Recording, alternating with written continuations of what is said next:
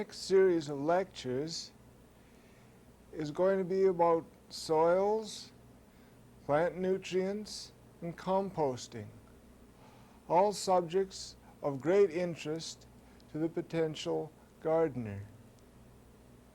While I was preparing for this lecture, I read a very interesting book called Topsoil and Civilization by Vernon Gill and Tom Dale. The essence of this book is that in the past, all great civilizations were centered in areas of the world which were naturally rich in natural resources, and the most important of these natural resources was a rich, fertile soil. They go on to say that the reason why these ancient civilizations like the Greeks and the Egyptians and the Israelites, why these civilizations waned and failed was that men mismanaged their soil. The Negev desert was once the Garden of Eden, and the Sahara was once covered in lush pasture and great forests. And you can go there today and see the remains of huge cities right in the middle of the Sahara Desert. Now, Newfoundland has never been the center of a great ancient civilization, and the main reason for this is that 8,000 or 10,000 years ago, the whole island, the whole area was covered by a massive, mile-thick glacier. This was the Ice Age, which covered the whole area, and as a glacier moves over land, it strips the topsoil, it strips everything off the surface, and everything which was on the surface was dumped into the sea. 8,000 years ago, the glacier retreated, leaving a barren rock, which has only had this very, very brief period of geological time to start growing things, to start developing a topsoil. And the reason why your garden is probably not 2 feet deep in topsoil, or you've only got maybe 1 or 2 inches of topsoil, is based on this very fact that this is a very young land and there's been very little time for the topsoil to develop. So if you're going to garden, you're going to have to build a topsoil right in place. And the only way you can do that is by using organic methods. Now, let us talk about how soils form. Now, initially, all land was essentially raised from the sea as bare rock. Various processes of weathering, freezing, rain, wind, and biological action, and glaciers break down this rock into smaller and smaller component parts. Breaks it down into gravel, breaks it down into sand, breaks it down into silt, and the smallest particles of all breaks it down into clay. Now, the soil which the gardener is primarily interested in is so-called topsoil. And the depth of topsoil that you will find in any particular area is dependent on a number of characteristics. It's dependent on the history of that particular area. For instance, if the area is very old, hundreds of thousands of years, millions of years, there's been much time for biological activity, weathering activity to take place to build up the depth of the topsoil. So the amount of time available for topsoil to develop is a very important factor in how much topsoil is available. Now in Newfoundland, we're dealing with a very, very young land from the point of view of the development of soil. Only about 8,000 years ago, this whole island was covered by a glacier, just like Greenland. Glacier might have been a mile thick, and this great sheet of ice scraped across the land and scraped any soil that was there before off it, and completely denuded the land, took off nearly all the topsoil. So there's only been about 8,000 years, which is a very short time geologically speaking, for any topsoil to develop in Newfoundland.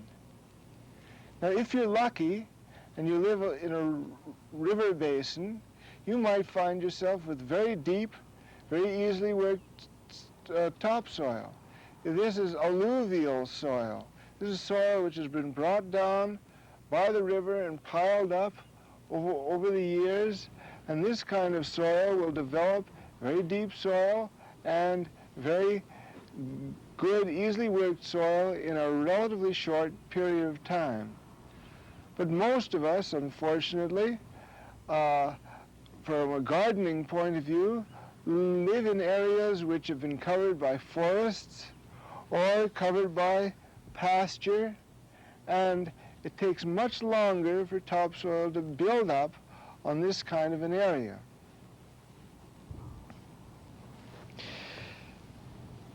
Now, this is what is known as a soil profile.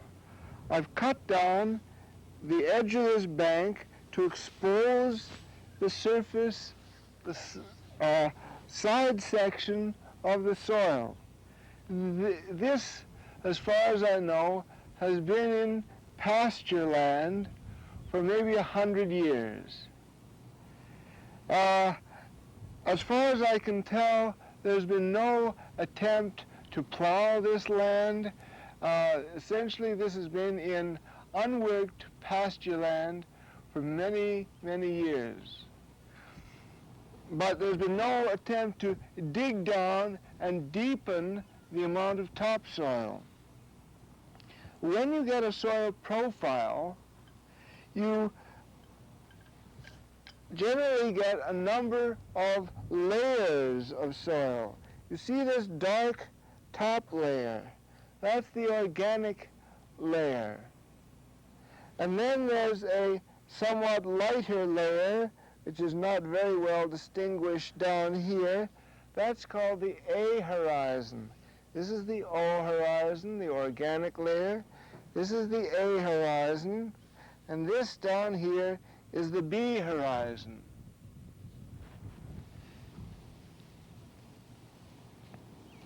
The A horizon is formed by water leaching down through the organic layer and depositing certain salts in this horizon. The B horizon, in this particular case, is an almost impenetrable solid mass of clay mixed with sand and gravel, various sizes of rocks depending on where you're located. Now, this is a very common type of horizon to find around the island of Newfoundland. The O horizon, the organic layer, is only about 2 inches thick. That's the topsoil. It's only about 2 inches thick. Now, if you're going to garden, you have to think in terms of working with soil, which is about 12 inches to an optimum of 18 to 24 inches deep. So what are you going to do? In most places in Newfoundland, if you've got 2 inches of topsoil, you consider yourself lucky.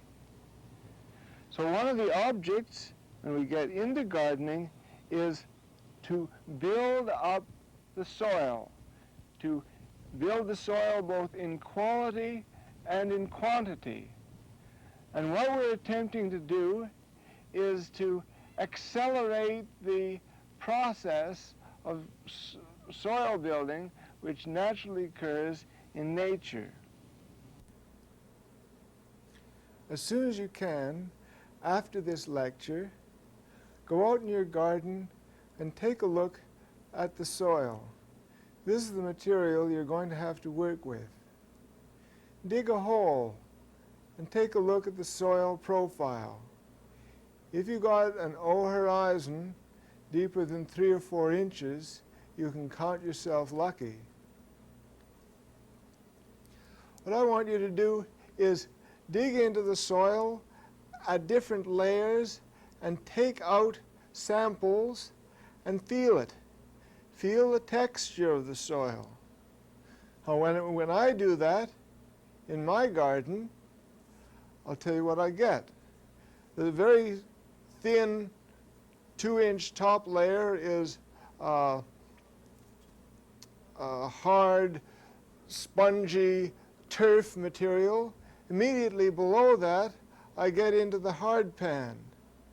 A goodly part of that is gravel. Gravel are rocks, say, bigger than ½ an inch. And they go up and up to an infinite size in my garden. Most of you will probably find that you have an abundance of gravel below that organic layer. But mixed in between the gravel, forming a cementing material, you'll find a blue-gray, sticky clay material. Now, if this is what is known as glacial till. It's the remnants of a glacier. The rounded stones, the gravel, mixed in with very fine clay. Now, in the area you're going to set up your garden, one of the first things you're going to have to do is to extract most of the rocks, say down to the size of an egg. Extract all rocks down to the size of an egg. So what have you got left after you've taken out these rocks? You've probably got very little, but you do have fine-grained material. Now, this fine-grained material can be made up either of mineral material, which is broken down rock, like this, or it can be organic material, something like this. Now, in Newfoundland, you're going to find that 99% of the fine-grained material is mineral. And as I said, these are broken down rock particles. Take this material between your fingers and rub it between your fingers. Does it feel gritty? If you can hear that. Or is it very smooth, fine, powder-like?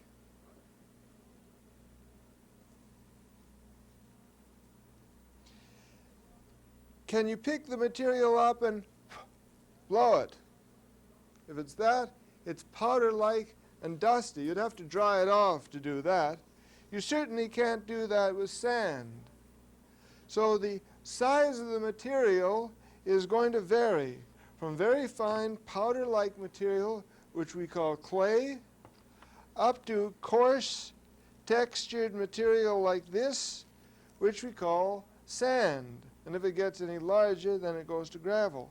Halfway between clay and sand, you have an intermediate texture material, which we call silt, common in riverbeds, alluvial deposits. Okay, now what I'd like you to do is to take some of your fine textured material and pour some of it out like this.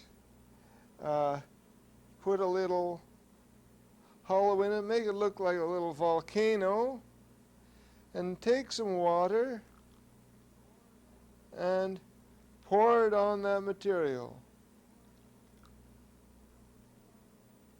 Now, what you're going to find with something like sand is that the water flows right through the material. Little of it stays with the sand, and if this is left to dry out for a while, this is going to parch, this is going to dry out very quickly. If you find by feeling the material that you have a very sandy soil, you might be located on an old beach, or you might be located on a beach, and you have very sandy soil, you're going to find that this is called light soil, by the way. A sandy soil is called a light soil. And what happens is that the water flows down through it very quickly and very easily. It isn't held in it. So when a drought comes, when a dry period comes, you're going to have a lot of problems with the plants drying out and becoming desiccated. What is good about a sandy soil, though, is that there are air spaces down through that sand which will give the space for the roots to breathe in. Roots have to breathe just as well as the rest of the plant. Now, if your garden is clay-like in texture,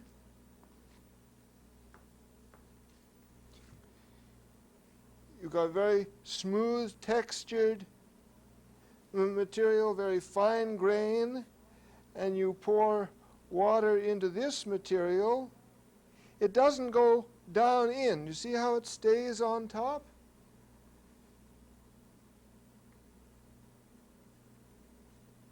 And if this material is mixed with water, you see how the water doesn't mix into it easily? But if you can get it mixed in, you'll get a very, very sticky mud forming. This is what happens when you mix cement. Cement has the consistency of clay, and you form a sticky mud. Now, most soils, my soil, has this clay base with some sand intermixed. Here's a piece of potter's clay, and you get the kind of consistency that this material will take on when it gets wet. Now, because the particles are so fine-grained, because they're so tight to each other, there's very little space for air to flow through. When the spring rains fall on this, they either puddle on it or they form a gooey, mucky soup. But essentially what happens is that there's no space for the roots to grow down through this material. There's no air space in this clay, and because there's no air space, because it gets soggy and wet, there's no structure to the soil, the roots will not grow, they'll suffocate. And another disadvantage of a very clay type of soil, this is known as a heavy soil, is it takes a long time for it to dry out sufficiently in the spring so you can get out and garden. Since it doesn't dry out, it doesn't warm up.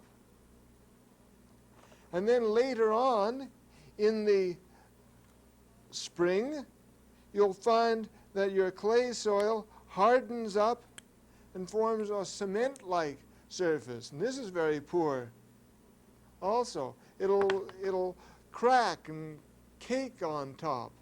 This is very, very poor soil. But these are the basic mineral constituents which make up soil. Now, on the other hand, you might decide that you're going to make your garden in the middle of a bog.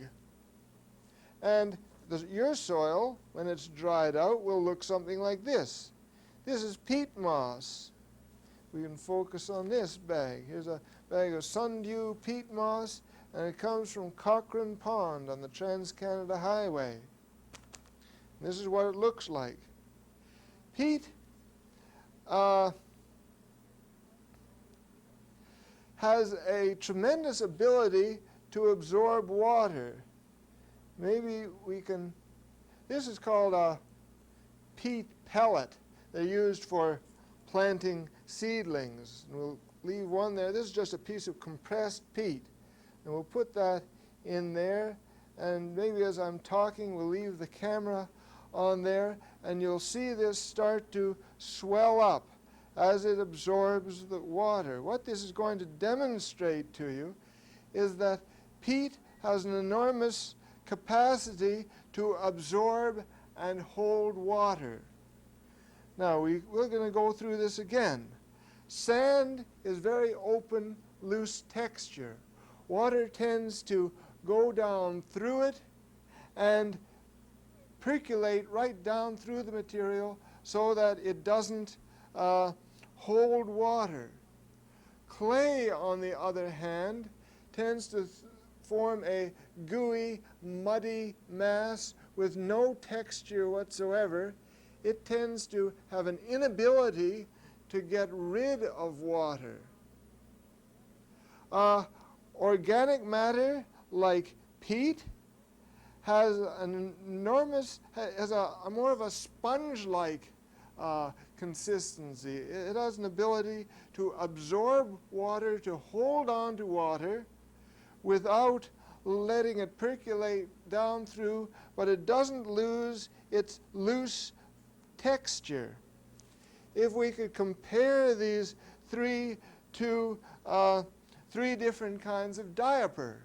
If the sand is like having no diaper at all, you hold the baby and he goes and it's going to spoil the suit. The urine goes right through. On the other hand, if you've got a pad which is not absorptive, that's more like the clay. The baby will get a rash, whereas the organic matter is like these super duper diapers that they advertise. It absorbs the moisture and doesn't keep the baby too wet on his bottom, but doesn't let it go through either. You'll see that this thing is starting to expand. You see it's twice as thick as that. Maybe we can come back to this at another time and we'll take a look at how this thing is expanding and as it absorbs water.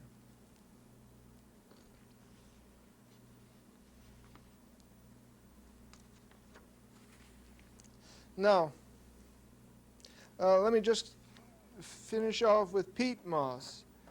It sounds like peat moss, organic material, has the best water-holding kind of characteristics, and it does. But pure peat moss, you couldn't grow a vegetable garden on it because there's no nutrient material in peat moss, and it tends to be very difficult to drain. Once it has absorbed moisture, as you see it doing there, once it's absorbed moisture, it holds on to that moisture very well, and it's difficult to get rid of that excess moisture. Also, peat is very acid in reaction. And when you go through your gardening books, as you read up on the subject, you're going to come across a word, loam, L-O-A-M.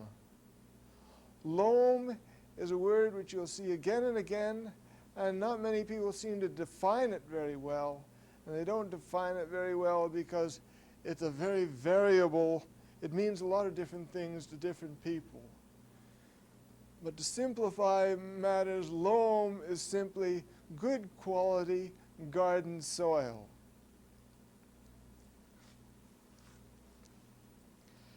And this is what you're trying to build. You're going to try and build in your garden a good loamy soil. And I'm going to try to play the galloping gourmet of the earthy set here, and I'm going to try and manufacture before your very eyes some loam.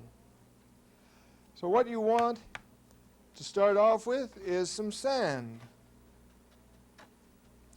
And sand has bad characteristics because it tends to dry out. So we'll mix it with a little bit of clay.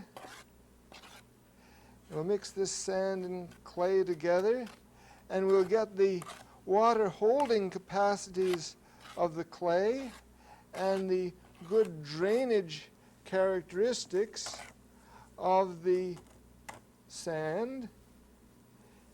See now? But it is still somewhat a gooey mass. We'll put a little more sand in here to dry it off. Still, that is going to have very little in the way of nutrient material. In order to get loam, a good garden soil is usually dark. It's usually dark in color. So in order to get loam, we're going to have to take some organic matter. Add some organic matter there, and we'll mix this all together. And we're going to come up with something which is starting to look like garden soil.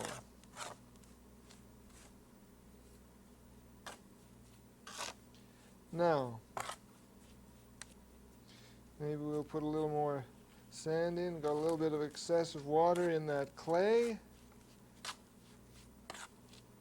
But here we got something which is starting to get light and friable. It's starting to have texture. Instead of being right smooth like clay or sand, it's starting to lump into particles.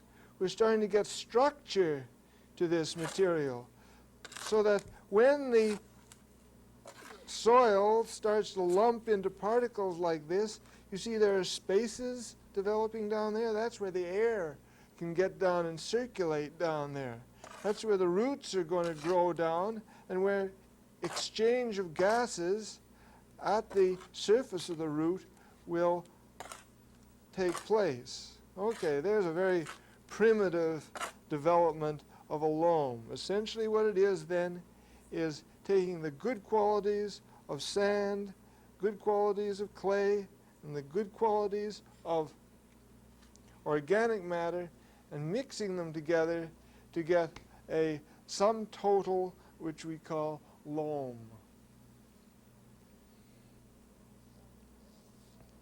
Now, the next thing I want to talk about is soil structure. Soil structure is the development of particles in the soil. This clay has no structure whatsoever. It's just basic particles. This sand has no structure, but this material here, this has structure. It has the clay particles and the sand particles and the organic matter group themselves together in larger pieces than the basic constituents.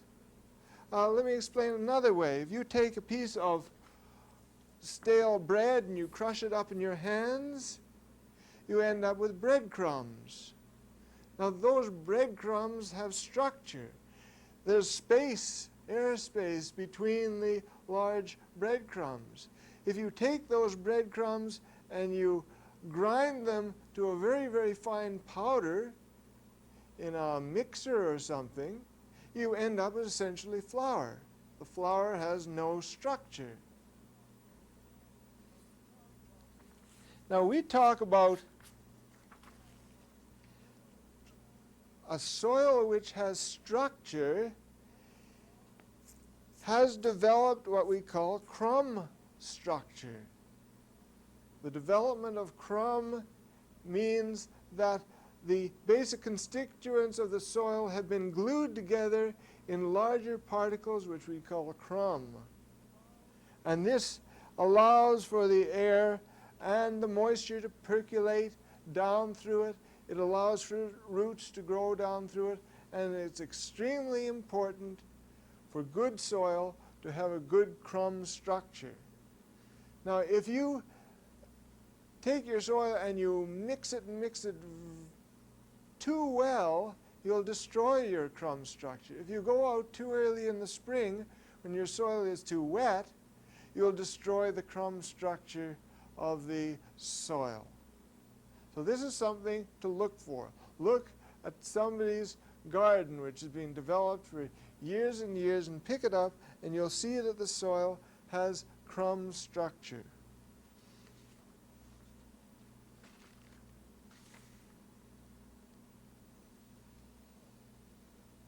So, to summarize, if your soil is very light or very sandy and tends to dry out in the summer, add organic matter, and if you can, add a little clay material. But mainly, you'll correct this condition by adding organic matter. You can add either compost, peat moss, or you can add compost. And I'll be getting in subsequent lectures to describing the composting process. Compost is much better than peat moss because compost is rich in nutrients, and peat moss has no nutrients whatsoever. Take a look at how big the peat pellet has gotten now compared to the original. It shows how much water peat can absorb. If your soil is heavy and cloggy and clayey, add organic matter. It will lighten it up, it will make it looser, it will give it structure.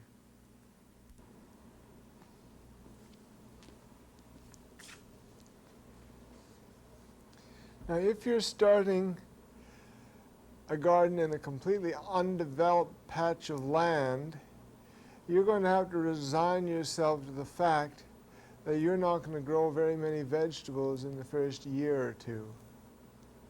Now, what you have to do depends on what you start with. Let's take 3 possible situations that you could find yourself in starting out a brand new garden. Suppose you just moved into a new subdivision. The contractor, with great skill and determination, has moved off every last bit of soil from your property in the hope that you're going to come to him and buy it back again.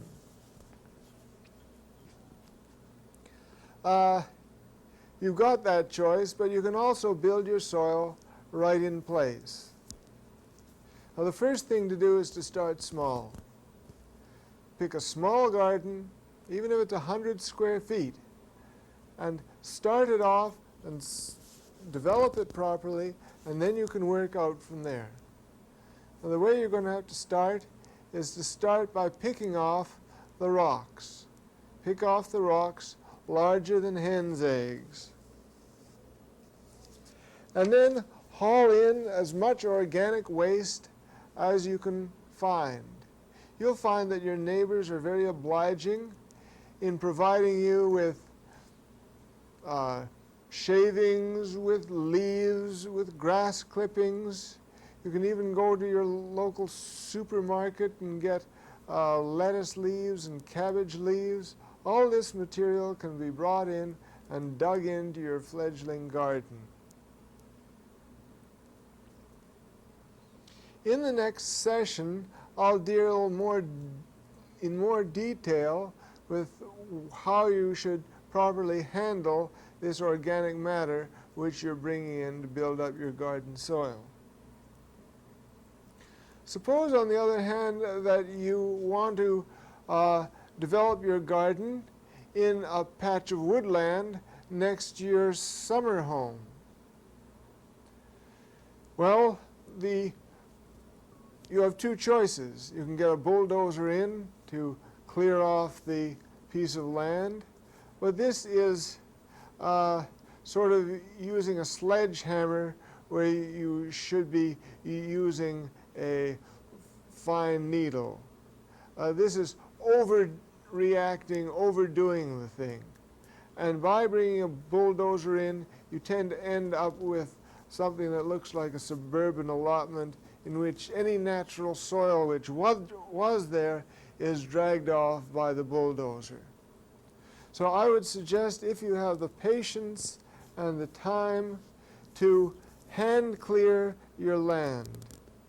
Decide where you want your garden, and then clear an area in the woods which is maybe 10 or 15 to 20 feet in diameter, larger than your proposed garden, and then leave the rest of the trees there. They'll be very beneficial in providing a natural windbreak, and they'll act as a natural fence to warm up your garden plot. Now, a few hints when you clear a piece of land of woods, which may help you in removing the stumps. First of all, don't cut the trees off right at ground level. Cut the trees off 4 or 5 feet above ground level. With this way, you've got a much better leverage to pull out the stumps. Another thing that I would suggest, if you've got a piece of ground with a lot of stumps in it, is to buy a couple of pigs. Clear out your land, then with the wood that you clear out, build yourself a very substantial fence around the garden area. Buy a couple of pigs in the spring and put them in there, and by the fall, those pigs will have dug out every rock and every stump in that garden area, and at the same time manured it heavily, providing a good start of fertilization.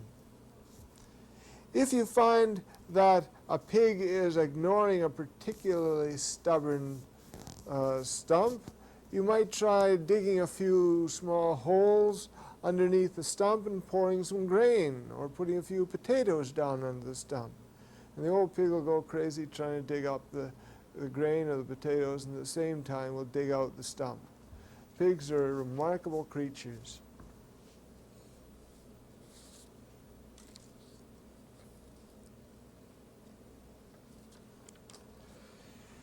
Now, if your garden is in an old pasture area, an old grassland, you have a number of choices for removing the sod. If you live near a metropolitan area, you have the choice of going to one of the rental agencies and purchasing a sod cutter.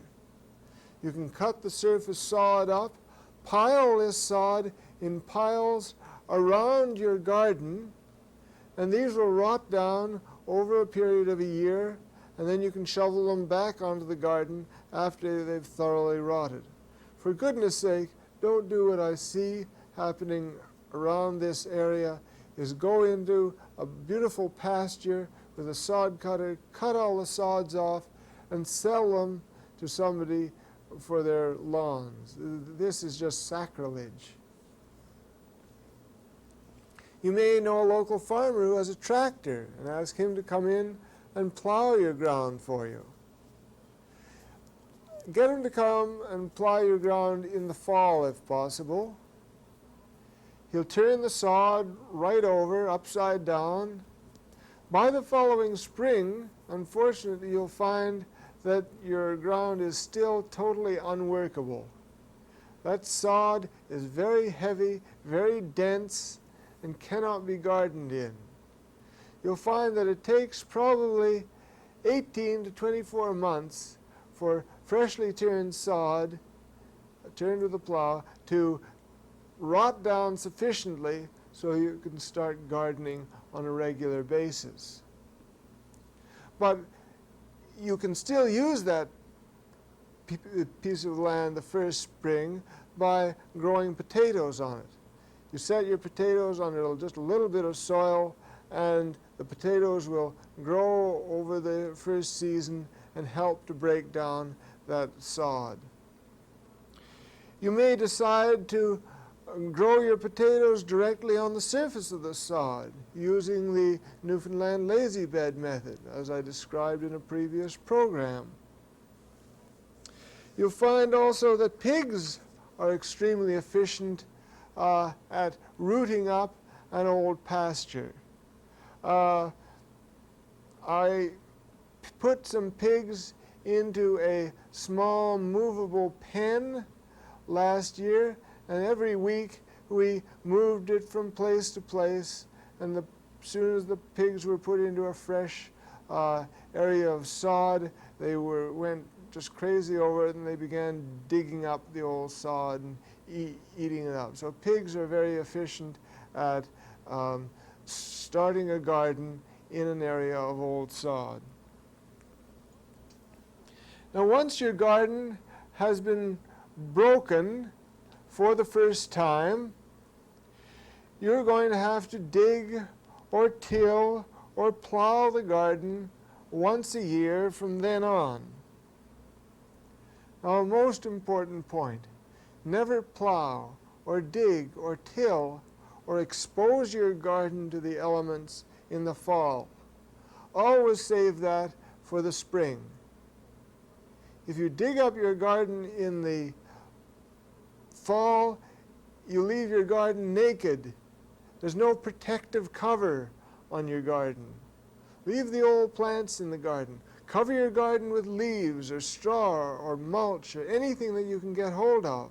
But for goodness sake, don't turn over the soil and don't expose it in the fall. Save that job for the spring. If you do it in the fall, you'll find that your good garden soil is eroding away. Now, except for breaking your garden, organic gardeners frown on the use of the moldboard plow. This is the typical plow that we see around here. A plow digs into the soil and turns the soil upside down so that the good organic matter, which is on top, is buried under infertile subsoil. So you bring the infertile subsoil to the top and you bury your organic matter where it's not needed. So organic gardeners avoid the use of the plow except perhaps in the initial breaking of the garden. Tilling is a good way to prepare a large garden. And you can till a large plot in a reasonably short period of time. However, I don't recommend that you till a garden until you've dug it by hand at least once. Now, I've run my family garden for about 5 or 6 years now. And for the first 4 years, I tilled my garden. I had a rototiller, and every year I went through it. Every spring I went through it with a rototiller and tilled it up. And I was constantly amazed at the rocks which I kept turning up each spring. Each spring I thought I got them all out, and each spring I dug up more rocks. I was also very proud of the soil which I was developing. I kept boasting to my friends, look at my terrific soil, look how deep it is that I've developed with a rototiller. And then last spring, just before I could get into my garden, my rototiller broke down, it packed up on me. So I couldn't rototill my garden. So I had to take my fork and a pickaxe and shovel and go to the garden and dig it up by hand. And I was in for a really rude shock, because that soil, which I was so proud of, turned out to be about 3 inches deep. And below that was a totally impenetrable mass of subsoil, of hardpan, rocks and clay. It was totally impenetrable. Water could not penetrate down through it. And all I was doing with the tiller was stirring up and fluffing up the top 3 inches.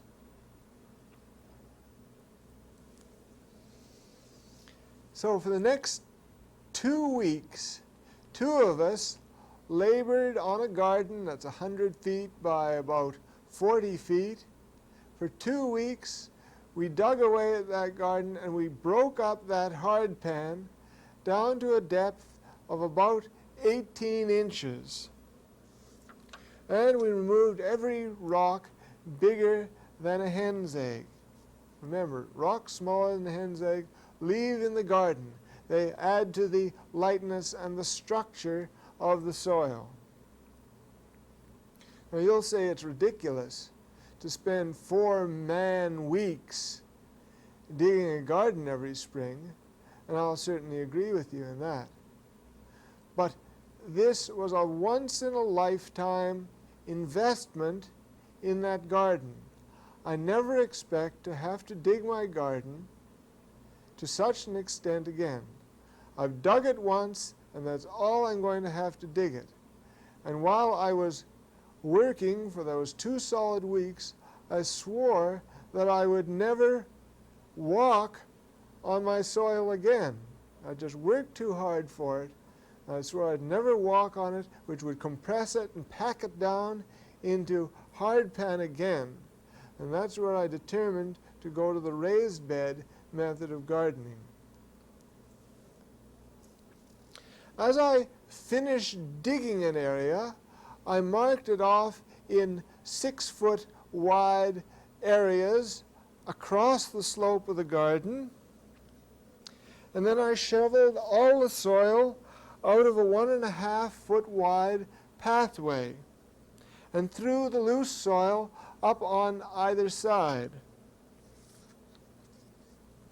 I then raked and smoothed the surface of the raised bed so that I ended up with a bed which was 4.5 feet across the base and which sloped up to about 2.5 feet at the top and which averaged anywhere from a foot to 18 inches in height.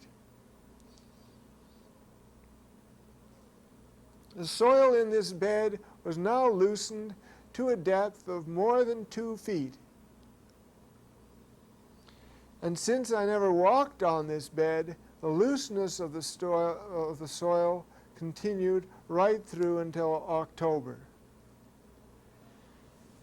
Now, initially I was somewhat worried that the steep sides of the bed would prove unstable, that the first rain that came along, the sides of the bed would be washed back down into the pathways. But my garden sustained some very heavy rains, but because it was so loose, because it has such light structure, the rain simply went right down through the soil and didn't wash off the sides down into the pathways. Next spring, I should be able to dig my garden in about 2 days.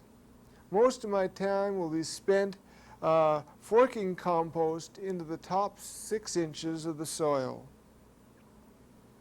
The pathways of a raised bed garden are a very useful place to store excess organic matter. In the fall, I brought in a load of leaves and I brought in a couple of loads of hay, and I stored it down between the raised beds. By the next July, I expect that this material will be sufficiently broken down so that I can use it in mulch, as mulch in the neighboring raised beds. Now I want to return to the original digging of the garden. You may think that digging a garden is an obvious kind of enterprise, but there is a correct way to do it, and this is called double digging. This is a method by which you dig your garden deeply without burying the valuable surface organic matter. If you want to read in detail how to do this, try John Jeevons's book. Let's suppose we've got a fork. we're going to attempt to develop this piece of land. We're starting out a garden in this area. I'll just try to demonstrate the process which you will try to follow. You take off the organic layer with its heavy sods. You see it's very strong, very hard to cut, even with the biggest farm plows and old pasture. It's very, very tough. You try to get this organic layer off, and you set it to the side.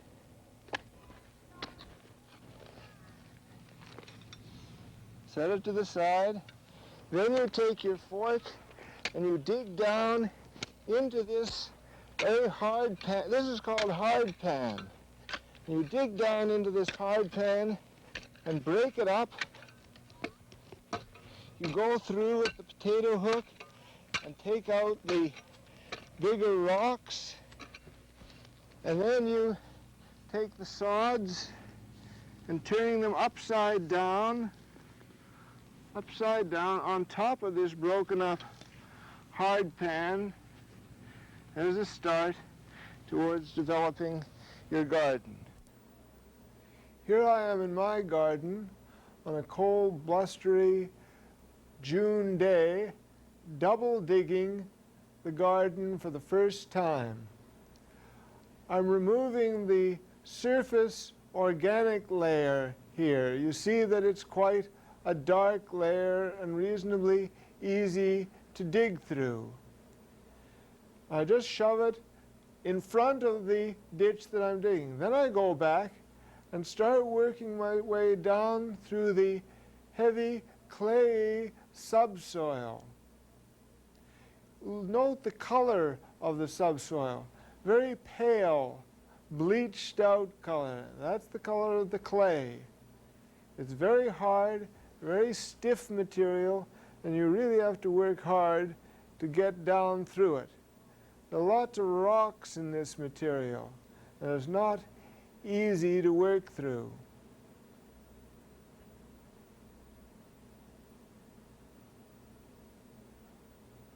After you dig through the subsoil, you take a potato hook and you go through it and you break up the clods as well as you can.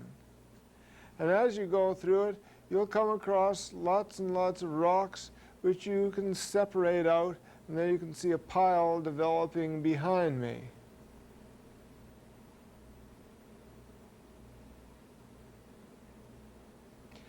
After I have gone through and broken up the subsoil, I then go back and start pulling back the organic layer on top of the loosened up subsoil. And that's the completion of double digging that particular section of the garden. Then I'll back up another foot and do the whole thing again. The next time I'm going to concentrate on describing for you soil fertility and chemical nutrients. Thank you.